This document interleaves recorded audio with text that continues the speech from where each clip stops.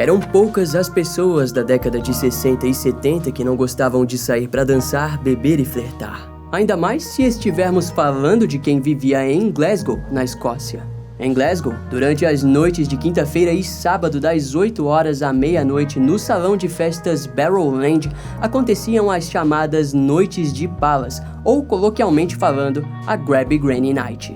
Era um tipo de evento dançante onde as pessoas se encontravam para simplesmente se embebedarem, dançar e flertar sem se importar com o dia seguinte. Outra característica marcante dessas noites era o fato de que, normalmente, os frequentadores eram pessoas casadas ou que trocavam seus nomes e escondiam seus anéis.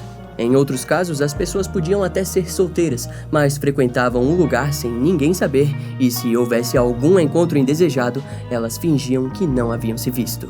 Entre aspas, era de conhecimento de todos que se você quisesse um pouco mais do que uma dança, então quinta-feira à noite era a noite para visitar o Barrowland. Eu não acho que as pessoas usavam seus nomes reais nas noites de quinta-feira. As pessoas eram cautelosas, qualquer coisa que acontecesse depois que a dança terminasse era geralmente única. Você poderia dizer quem estava querendo algo a mais e quem não estava, então era fácil de escolher, disse um dos moradores e frequentadores da noite de Palas. Naturalmente, em um lugar como esse, você poderia ouvir fofocas, relatos de brigas ou acontecimentos engraçados. No entanto, a partir do dia 22 de fevereiro de 1968, as noites de Palas passariam a se tornar o palco macabro para um assassino em série, que faria do evento o seu cenário de caça. Então já deixa o like nesse vídeo e ativa o sininho de notificações, que eu te conto tudo.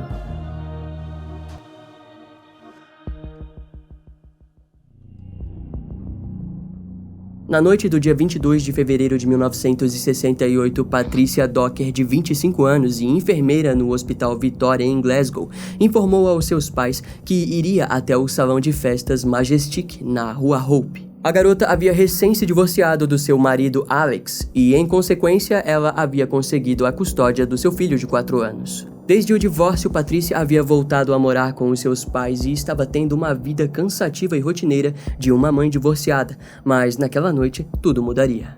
Embora ela tenha informado que iria no salão de festas Majestic, em algum momento da noite, Patricia escolheu ir para o salão de festas Barrowland na noite pulsante e alegre de Palas. Provavelmente ela estava procurando um pouco de agito, flerte e dança, porém Patricia, na verdade, encontrou o responsável por sua morte. Na madrugada do dia seguinte, Maurice Goodman, de 67 anos, retornava de uma noite bem dormida quando decidiu cortar caminho até o seu trabalho. Ele percorreu através da Carmichael Place, próximo ao salão de festas de Barrowland, quando percebeu que no caminho havia um bêbado desmaiado no canto da rua. Aquele tipo de visão não era nenhuma novidade, ainda mais após a noite de Palas. Contudo, quando ele cutucou o desconhecido com o pé, Maurice viu que não se tratava de um bêbado, e sim de uma mulher que não parecia dar sinais de vida. Rapidamente ele retornou para sua casa e telefonou para a polícia. As autoridades, no entanto, acharam que a ligação de Maurice se tratava de apenas mais uma pessoa que havia desmaiado de bêbada pelas ruas.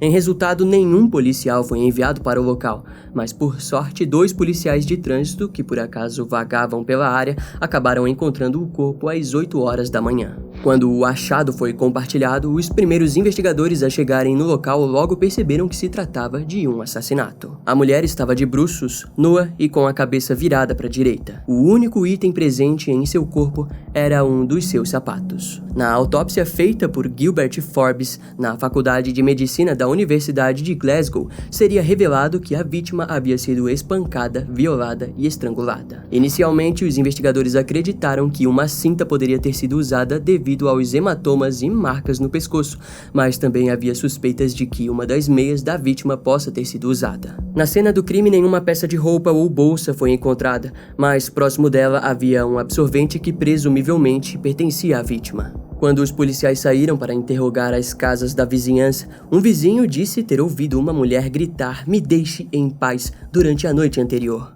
Um jornalista também estava dando uma festa próximo ao local, mas nem ele e nem seus convidados pareceram ter visto alguma coisa. As notícias do crime e o corpo logo chegaram até o Hospital Vitória, onde as enfermeiras se perguntavam se poderia se tratar de algum paciente que tenha fugido durante a noite, o que era bem comum naquela época. Quando a vítima foi finalmente observada pelos funcionários, nenhum deles conseguiu identificar a mulher devido aos ferimentos em seu rosto. Até que, por sorte, o motorista da ambulância identificou o corpo como sendo o da enfermeira Patrícia, informação que chocou as colegas de trabalho da garota. John Wilson, pai de Patrícia, também foi chamado para identificar o corpo, mas ele se demonstrava incrédulo. Contudo, ao chegar na delegacia, ele recebeu a notícia de que realmente se tratava da sua filha, Patricia Docker.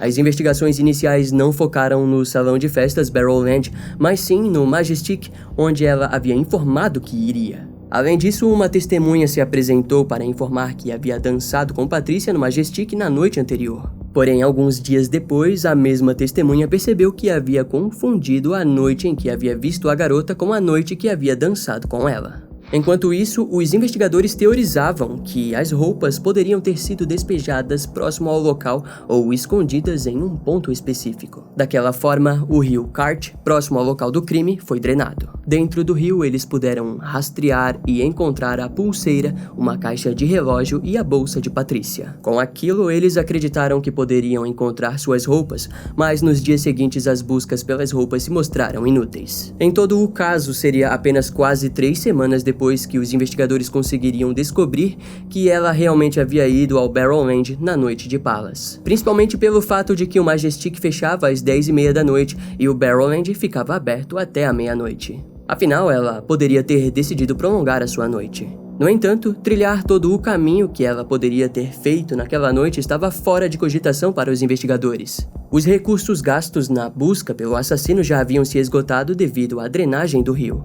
Mesmo assim, alguns investigadores interrogaram as pessoas no Barrowland, onde a maioria informou ter visto Patrícia no local. Já uma minoria testemunhou ter visto a garota dançando com vários homens. Outra informação que mais chamou a atenção foi quando alguns mencionaram um homem ruivo. Infelizmente, embora possuir um cabelo ruivo seja algo notório, na Escócia, aquela característica não era tão chamativa assim.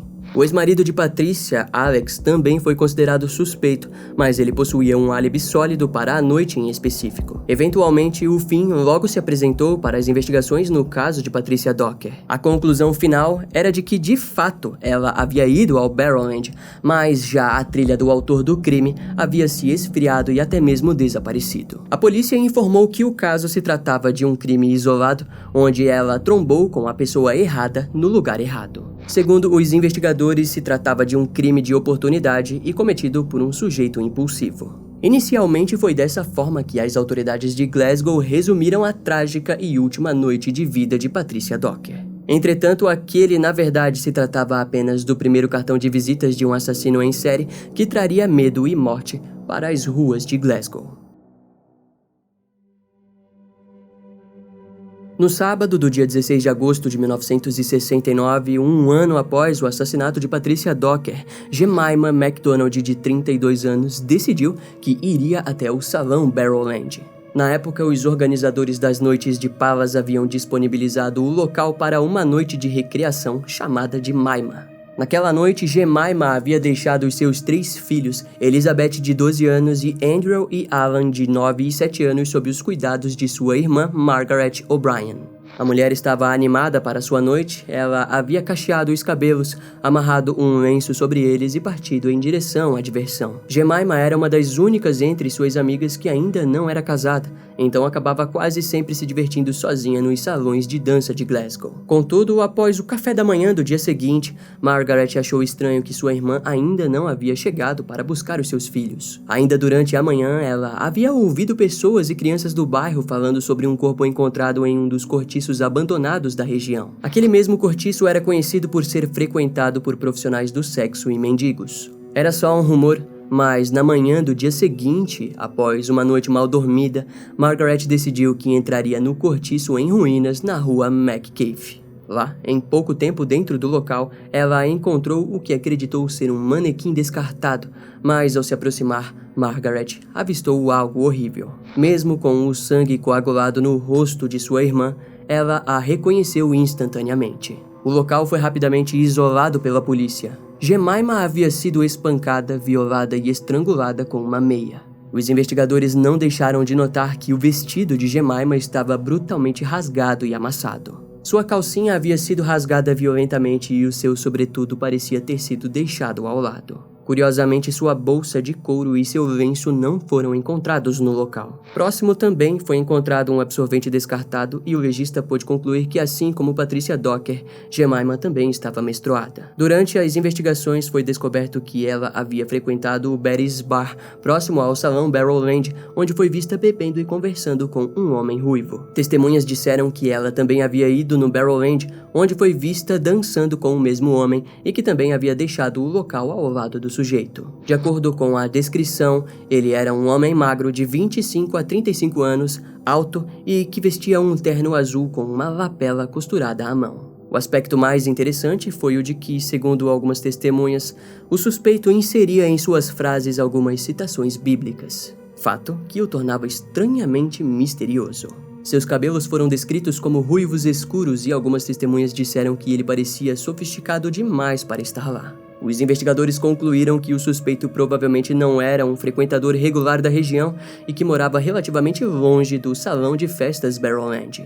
Através da ajuda de várias testemunhas, eles conseguiram montar a trajetória da dupla. Após saírem de Barrowland, eles haviam passado pela rua Ben, depois à esquerda pela estrada Londres, indo em direção a Bridgeton Cross, onde pegaram um atalho pela rua Landrecy e na rua James. Uma reencenação foi feita pelos investigadores junto às testemunhas para que suas memórias fossem refrescadas. Ao fim, foi determinado que o trajeto teria demorado cerca de 20 minutos. Quando os vizinhos foram interrogados, um deles disse ter ouvido gritos femininos, mas não se lembrava especificamente da hora do evento. A polícia local sabia que algumas testemunhas provavelmente não iriam comparecer por se tratar do salão Barrowland. Daquela forma, foi anunciado que quaisquer informações compartilhadas seriam deixadas em total sigilo quanto à identidade das testemunhas. Aquele anúncio havia sido feito pessoalmente pelas autoridades locais, onde a banda foi silenciada e os oficiais tiveram a total atenção de todos. A polícia tentou deixar claro que nenhuma pergunta ou julgamento seria feito por parte deles sobre as testemunhas.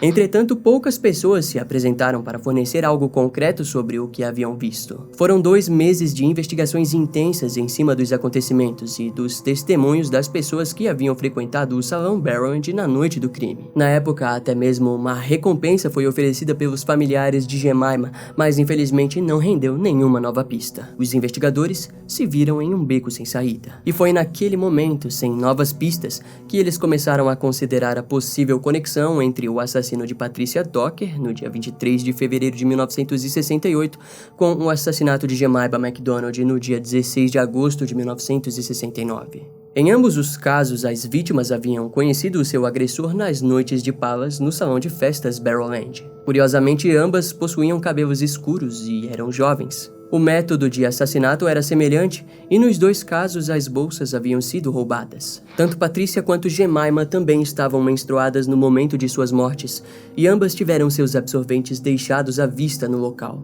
Daquele modo, os investigadores decidiram fazer algo ousado. Primeiro, eles disfarçaram vários oficiais para vigias discretas em Barrowland, mas depois seus esforços foram direcionados a um plano mais engenhoso. Ao final de outubro de 1969, o vice-diretor da Escola de Arte de Glasgow, Lennox Patterson, foi contratado para que fizesse um esboço da identidade do agressor com base nas informações das testemunhas oculares. Aquela havia sido a primeira vez na história da investigação criminal escocesa que algo como aquilo havia sido feito. Devido a isso, antes que pudessem pôr o plano em prática, as autoridades de Glasgow precisaram passar por várias permissões oficiais concedidas pelo escritório da coroa em Edimburgo. Embora aquela jogada pudesse localizar o suspeito, os investigadores também temiam que, ao ser encontrado, ele poderia usar o método usado para desmascará-lo a seu favor no processo judicial. Ao mesmo tempo, a polícia de Glasgow precisou lidar com os proprietários do salão Barrowland, os criticando por terem afetado consideravelmente o número de frequentadores do local. Em todo o caso, mesmo que a jogada com um esboço houvesse sido genial, os investigadores responsáveis pelo caso continuavam sem um rumo a seguir. Aquela caça estava se transformando em um grande jogo mortal e o criminoso estava com as melhores cartas. No Halloween de 1969, no dia 30 de outubro daquele ano, Ellen Purok, de 29 anos, havia recém-chegado na Alemanha após acompanhar o seu marido George em seu trabalho no exército britânico. O casal havia voltado para as suas origens em Glasgow, onde morariam com a mãe de Ellen na rua Earl, no subúrbio de Scotstoun. Naquela noite, Ellen estava empolgada para sair e dançar nas noites animadas de sua cidade natal. George, no entanto, não estava muito animado para aquilo, mas também sabia que Ellen vivia contando o quanto ela se divertia com as meninas da família durante sua juventude nas quintas-feiras na famosa noite de Palas. Daquele modo, ele disse para que elas fossem sozinhas e se divertissem, afinal George não queria ser um marido militar chato e regrado. Foi então que a irmã casada de Ellen, Jean Langford, chegou para buscá-la. Enquanto iam, as duas não deixaram de perceber os folhetos e avisos da polícia espalhados por quase toda a Glasgow. Contudo, elas estavam juntas e não se preocuparam com os avisos de um assassino à solta. Inicialmente, George tentou não demonstrar preocupação, mas no fundo ele se sentia um pouco receoso e decidiu ficar acordado até que a sua esposa voltasse. Era por volta das 2 horas da manhã quando ele começou a se preocupar, mas como estava deitado no sofá, acabou cochilando no mesmo lugar até a manhã da sexta-feira do dia 31. Na manhã seguinte, Archibald McIntyre passeava com o seu cachorro quando encontrou o corpo de sua vizinha, Ellen Purok. Depois que o local foi isolado, os policiais perceberam que o cenário era muito semelhante com o que eles já haviam lidado antes. Ellen estava de bruços no jardim dos fundos da casa da sua mãe. Suas roupas estavam rasgadas e ela havia sido espancada. Uma meia foi observada ao redor do seu pescoço e os itens de sua bolsa estavam todos espalhados pelo quintal, mas a bolsa havia sido roubada. Na grama haviam algumas marcas de terra afundadas, o que indicavam que ela havia tentado lutar ou fugir do seu agressor. Uma marca de mordida foi vista em seu pulso e a meia em volta do seu pescoço possuía sêmen. Os investigadores logo perceberam que novamente havia um absorvente no local do crime, mas daquela vez havia sido posto diretamente sob a axila da vítima. Enquanto os investigadores observavam a cena do crime e conversavam entre si, George estava acordando no sofá. Ele percebeu que Ellen ainda não havia chegado e abriu a janela da residência quando viu uma quantidade enorme de policiais na rua. Ao sair da casa e ir até um policial próximo, ele disse que sua esposa não havia retornado e que gostaria de denunciar o desaparecimento de Ellen. Naquele instante, o policial perguntou o que ela estava usando na noite anterior. Quando George compartilhou a vestimenta de sua esposa, o policial imediatamente percebeu que se tratava da recente vítima na cena do crime. A feição no rosto do policial respondeu a questão que George provavelmente já estava se fazendo mentalmente. Sem dúvidas, o choque da notícia e ser obrigado a identificar o corpo de sua própria esposa foi uma maneira trágica de começar aquilo que deveria ser uma vida mais tranquila na cidade natal da mulher que ele mais amava. Durante os passos seguintes, as investigações se intensificaram e eles precisavam entender o que havia acontecido na noite do assassinato. Quando souberam que Ellen não havia saído sozinha, eles logo procuraram por sua irmã. De acordo com Jean, ela e Ellen haviam parado em um bar próximo ao Barrowland para beberem algo com alguns amigos. Depois elas foram para o salão por volta das 10 horas da noite, onde acabaram esbarrando em 2 homens durante a dança. Os 2 as informaram que se chamavam John, sendo um deles ruivo e o outro de cabelos escuros. Ela informou que ambos sabiam que os homens estavam mentindo seus nomes, algo bem comum no salão, e daquela forma não se preocuparam com a verdadeira identidade deles. No meio da festa, os 2 homens acabaram se envolvendo em uma discussão com os guardas do salão devido à máquina de cigarros e quase foram expulsos do local, mas conseguiram resolver o ocorrido e continuar na festa. Ao final da noite, as 2 irmãs e o John ruivo se separaram do outro John já na saída do Barrowland. Assim, os 3 companheiros restantes decidiram chamar um táxi que, primeiro, levou Jean para sua casa em Knightwood e depois seguiu até o subúrbio de Scotstoun, onde Ellen morava. Quando Jean deu seu depoimento, ela disse que o John ruivo durante toda a noite não havia informado muito sobre ele ou sequer tentou conversar com Ellen. Contudo, quando entraram no táxi, ele disse que seu nome era John Templeton, mas Jean alegou que poderia ter ouvido errado e na verdade poderia ser algo como Sampleson ou Emerson, que morava na área de Castle Milk, em Glasgow. Ele informou para as garotas que morava sozinho com um parente e que trabalhava em um tipo de laboratório. Jean esteve muito próxima do suspeito e daquela forma podia informar a cor dos seus olhos, que era um tipo de azul acinzentado. Um dos seus dentes era ligeiramente sobreposto ao outro em sua mandíbula frontal superior. Ela notou que suas mãos eram lisas e suas unhas estavam bem cortadas, algo bem incomum se ele fosse um funcionário de trabalho manual e pesado de Glasgow. O relógio de pulso que ele usava possuía uma pulseira de couro.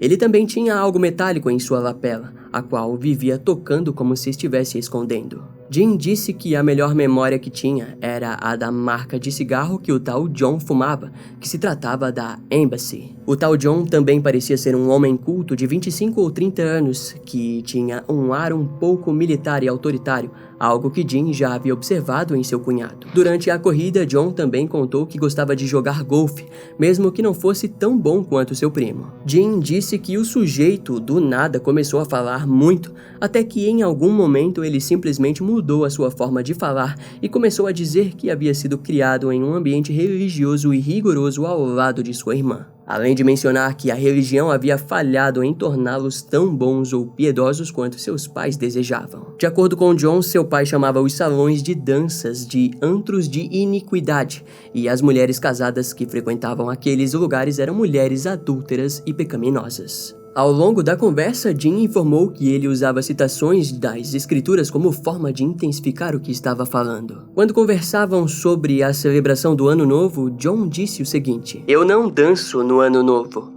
Durante o Ano Novo, eu rezo." Quando o taxista foi interrogado, ele informou que deixou a dupla na estrada Earl por volta da 1h da manhã e contou que o homem ruivo havia pagado a corrida. As autoridades interrogaram a vizinhança e uma testemunha disse ter visto um homem com um rosto machucado ou arranhado por volta da 1h30 da manhã saindo de um ônibus e indo em direção à balsa no rio Clyde. Com todas as informações na mesa, os investigadores tiveram ainda mais certeza de que o mesmo assassino estava envolvido na morte de Patricia Docker, Jemima MacDonald e Ellen Purrock. Depois que juntaram todas aquelas informações, eles voltaram a contatar Lennox Patterson, que havia feito o primeiro esboço do suspeito. No entanto, daquela vez, ele trabalharia em algo mais detalhado e produziu uma pintura colorida do suspeito. A imagem foi divulgada por todo o Reino Unido e as autoridades passaram a acreditar que o criminoso pudesse estar servindo nas Forças Armadas devido ao seu cabelo curto e ao estilo de relógio que usava. Daquela maneira, os esboços começaram a percorrer entre as bases militares, com todo o exército tendo conhecimento da cara do criminoso mais procurado de Glasgow. A partir do terceiro assassinato, seria mais do que óbvio que a mídia passasse a se interessar ainda mais pelo caso. Depois que a polícia compartilhou as informações macabras da natureza mórbida e culta do criminoso, o mistério e a caçada precisava de um tom oficial. Em outras palavras, para os jornais, o assassino misterioso precisava de um nome, e assim, John Quinn, do jornal Evening Times, trouxe o primeiro apelido para o suspeito. O nome veio em torno de algo direto, mórbido e simbólico: Bible John. Os jornais passaram a compartilhar um nome pouco assustador, mas estranhamente obscuro. Assim que os jornais demonstraram interesse frenético no caso, as autoridades começaram a ser pressionadas para um encerramento digno de uma trama policial investigativa. Aquela caçada pôs a honra das autoridades do Reino Unido em jogo e o resultado final só poderia ser um: Bible John deveria ser capturado e condenado. Assim como haviam feito durante as investigações da morte de Jemima MacDonald, os investigadores percorreram toda a área do salão de Barrowland, procurando por testemunhas que pudessem contribuir na construção dos acontecimentos da noite do crime. Algumas testemunhas disseram que viram Ellen acompanhada de um homem magro e ruivo, vestido com um terno marrom de 3 botões, com uma camisa social branca ou azul.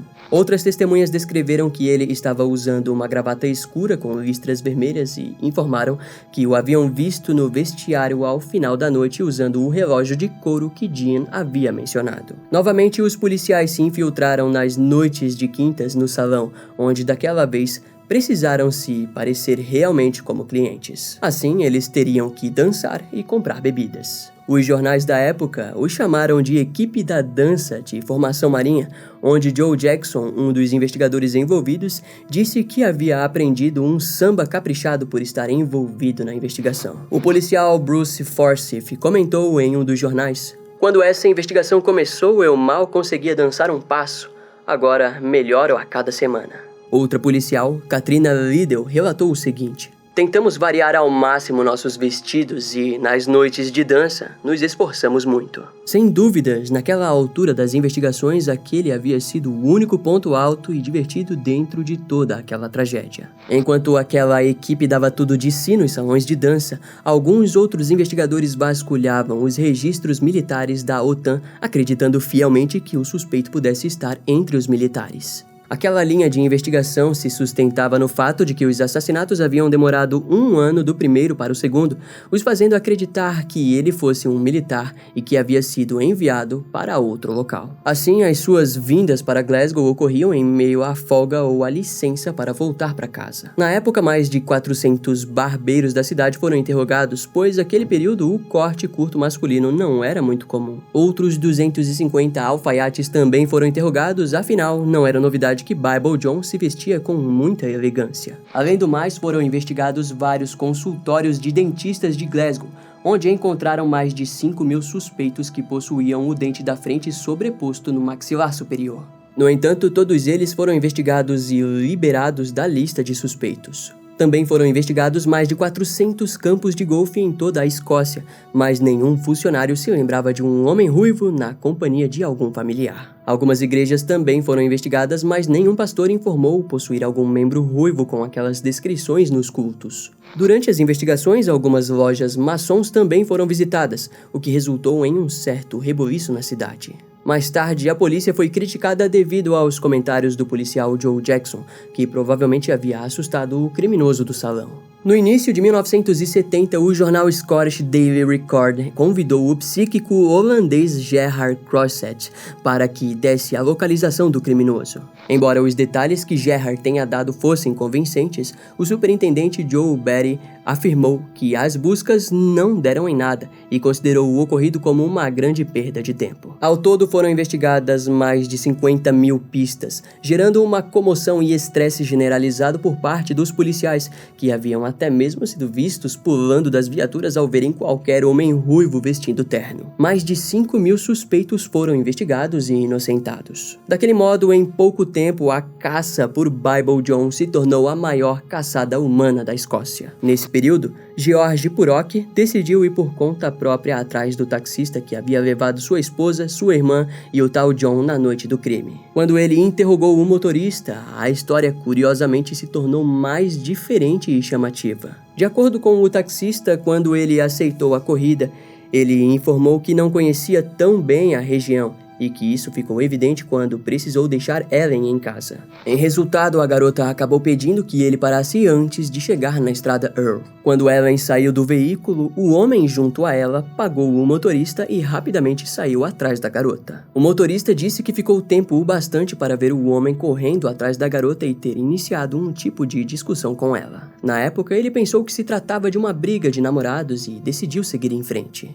Embora aquela informação desse um outro cenário para o ocorrido, o fato seguia igual e não houve muito o que se fazer com aquilo. Assim, após algum tempo, as autoridades e familiares perceberam que Bible John havia simplesmente desaparecido. Em frente ao fato, os investigadores que sobraram trabalhando no caso começaram a teorizar que ele pudesse ter se casado ou mudado de carreira, ou pior, ter mudado a área de atuação. Ao mesmo tempo, também acreditavam que ele havia sido preso por outro crime, mas nenhum criminoso preso possuía características semelhantes à do suspeito. Boa parte dos investigadores, na verdade, acreditavam que o seu último ataque havia sido desleixado, principalmente porque muitas pessoas haviam o visto e assim ele provavelmente fugiu para bem longe. O fato é que a Escócia jamais perdoaria os crimes de Bible John. Prova disso foi quando, em janeiro de 1996, o corpo de um vendedor de imóveis e ex-membro da guarda escocesa foi exumado sob suspeita de ser o infame assassino em série de Glasgow. Seu nome era John Irvine McInnes e ele havia cometido suicídio em 1980 aos 41 anos. Os psicólogos da polícia disseram que ele havia cortado a artéria braquial do seu braço em busca daquilo que eles chamavam de a emoção final. Os investigadores haviam chegado até ele quando amostras de DNA retiradas das calças de Evan Purok haviam sido analisadas e apontadas para um membro da família McInnes. No entanto, testes posteriores se mostraram inconclusivos. Em seguida, as autoridades tentaram analisar os restos dentários do suspeito e combinar com as marcas da ferida da mordida encontrada em Ellen, mas os resultados se mostraram inúteis. No ano de 2004, mais testes de DNA foram feitos e as autoridades coletaram amostras de DNA de 10 suspeitos em potencial investigados durante a caça a Bible John. Nenhum nome foi divulgado, mas nenhum dos testes foram positivos. Porém, foi determinado que um dos suspeitos possuía uma compatibilidade de 80% com o DNA encontrado na terceira cena do crime, mas nenhuma nova informação foi anunciada sobre o fato. Conforme os anos se passaram, os antigos investigadores que haviam trabalhado no caso foram se aposentando um a um, mas alguns escritores e agentes da lei ainda não estavam prontos para largarem o pé do misterioso Bible John. Em 2013, Paul Harrison, ex-policial e um dos primeiros oficiais do Reino Unido a ser treinado pelo FBI no Quântico, escreveu o livro Dancing with the Devil, onde detalhou sua investigação pessoal no caso. Paul havia sido treinado pelo FBI na criação de perfis criminais e revelou que em 2013 o seu suspeito ainda estava vivo e recebendo pensão da polícia, pois ele sempre havia sido um dos próprios policiais locais de Glasgow. De acordo com Paul, na noite do assassinato de Evan Purok, o John de cabelos escuros havia mostrado um mandado para o gerente e para os seguranças do salão Barrowland depois da briga na máquina de cigarros. Mandado aquele que provava que ele estava participando da caça ao Bible John. Paul também diz que Jean Langford havia visto o mandado e que o outro John ruivo provavelmente também era um policial disfarçado. O que para alguns explica o fato de que o suspeito não foi expulso do salão após a briga com o gerente e com os seguranças. Ainda de acordo com as suas investigações, Jean havia visto o John de cabelos escuros na delegacia quando foi convidada a dar aos investigadores os detalhes da noite do crime. No entanto, a teoria de Paul não se mostrou com muitos fãs ou seguidores. Principalmente porque o criminologista David Wilson acredita que a verdadeira identidade de Bible John seja a do assassino em série Peter Tobin, um infame criminoso preso e condenado por 3 assassinatos entre 1991 e 2009. Curiosamente, o primeiro assassinato de Peter ocorreu quando ele estava em torno dos seus 70 anos, o que para muitos especialistas em assassinos em série é praticamente impossível. De acordo com os mesmos, é uma idade avançada demais para alguém começar a matar, mas não é uma idade avançada para quem já houvesse matado antes. Sendo assim, David Wilson acredita que o primeiro assassinato de Peter tenha sido Patricia Docker em 1968, quando o criminoso possuía seus 22 anos de idade. O grande ponto interessante é o de que em 1969, Peter estava morando em Glasgow e pouco tempo depois da morte de Patricia, ele havia sido condenado a pagar uma pena de 13 meses. Após sair da prisão, ele se mudou para Bridgeton, na Inglaterra, onde em agosto de 1969 ele se casou com Margaret Louise Robertson Mountney, de 17 anos. Depois de um ano, eles se divorciaram e em 1973, Peter convenientemente se casou com uma enfermeira, Sylvia Jeffers, de 30 anos. Sua primeira esposa, Margaret, informou que ele havia conhecido Peter em um dos salões de dança em Glasgow e que, na época, ele era um homem charmoso e inteligente. No entanto, quando o relacionamento se tornou mais firme, ele se tornou sádico e manipulador. Margaret também informou que o seu apetite sexual aumentou de forma quase doentia ao decorrer do tempo. Unido a isso, a mulher compartilhou que quando Peter percebia que ela estava menstruada, o seu desejo parecia aumentar ainda mais. Durante as investigações, também foi percebido que Peter havia tido o seu dente superior removido durante os acontecimentos de Bible John. Além do mais, durante aquele ano, seus antigos amigos costumavam chamá-lo de John Semple, que nos remete ao depoimento de Jean Langford, onde ela informou que John Ruivo havia dito a ela que seu sobrenome era algo como Templeton, ou Sempleson, ou Emerson. O grande porém é que a constituição física de Peter Tobin nem se compara à relatada na época dos crimes de Bible John. Além disso, segundo as testemunhas, o suspeito teria uma faixa etária entre 25 ou 30 anos, e Peter naquele período estava em torno dos seus 22 ou 23 anos. Outro ponto a ressaltarmos é o fato de que as vítimas de Peter foram todas adolescentes ou mais jovens do que as de Bible John. O segundo ponto é de que as vítimas de Bible John foram todas deixadas em locais públicos para serem encontradas logo depois. Já as vítimas de Peter, ele teve o empenho de escondê-las. Obviamente, uma mudança de modus operandi é comum em assassinos em série que atuam em um período longo de tempo. Para muitos, o ponto que mais separa Peter do Bible John foi que ele nunca mencionou interesse em Deus ou na religião. E Margaret, por exemplo, nunca percebeu algo como aquilo. A segunda esposa de Peter, Sylvia Jeffries, também afirmou que eles estavam em lua de mel no momento do assassinato de Jemima McDonald e que seu ex-marido havia se mudado para Bridgeton antes de Ellen Purrock ser assassinada. Após a prisão de Peter, ele evitou todas as entrevistas com jornalistas ou criminalistas que o questionaram sobre outros crimes aos quais ele não foi acusado. Entretanto, quando questionado pelos investigadores responsáveis sobre seu envolvimento nas mortes das vítimas de Bible John ou em outros crimes, ele respondeu o seguinte: "Eu não dou a mínima para elas." Quando Peter foi preso, Jean Langford, irmã de Ellen Purrock, negou que o criminoso era o homem com o qual ela e Ellen dividiram o táxi na trágica noite do crime. Porém, em 2010, depois da morte de Jean, o seu filho mais velho, Paul, informou que Peter era realmente o Bible John. Mas os restantes dos familiares, como a própria filha de Paul, disseram aos repórteres que o seu pai estava falando besteira e que sua avó nunca mencionou Peter como o assassino de Ellen. Nos dias de hoje, o salão de festas de Barrowland ainda continua ativo, onde recebe diversos artistas musicais locais. Entre aspas, "se não está quebrado, não conserte", disse um gerente em entrevista a um jornal sobre a longevidade do lugar. Glasgow ainda se lembra dos atos de Bible John, e ele atua como um tipo de lenda urbana na cidade. Acho que a memória de Bible John ainda assombra o lugar todos esses anos depois. Ele é uma parte indesejada do folclore. Durante tantos anos, todas as noites em que trabalhei, sempre havia uma moça que via Bible John ou reconhecia seu rosto em algum apostador, disse um ex-segurança do Barrowland. No fim, as melhores palavras vêm de um antigo vizinho de Jemima McDonald, que disse o seguinte: "Eu sei que é o Bible John que recebe mais menções, mas Jemima era uma garota adorável. Uma garota sensacional que não merecia a vida que tinha,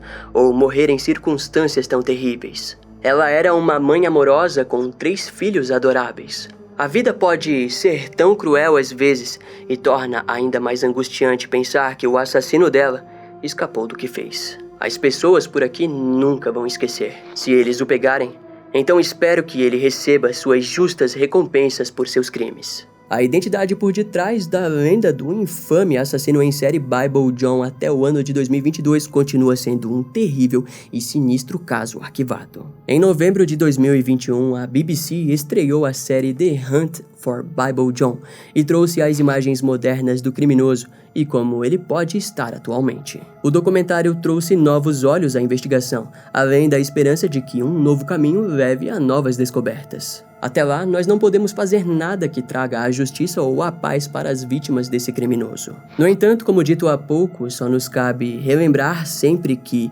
um dia, essas mulheres viveram e compartilharam dos mesmos sentimentos e sonhos que você e eu, mas que de forma trágica e injusta, conheceram o responsável pelo fim de suas histórias. Afinal, como já dizia William Shakespeare, até mesmo o diabo pode citar as escrituras quando isso lhe convém.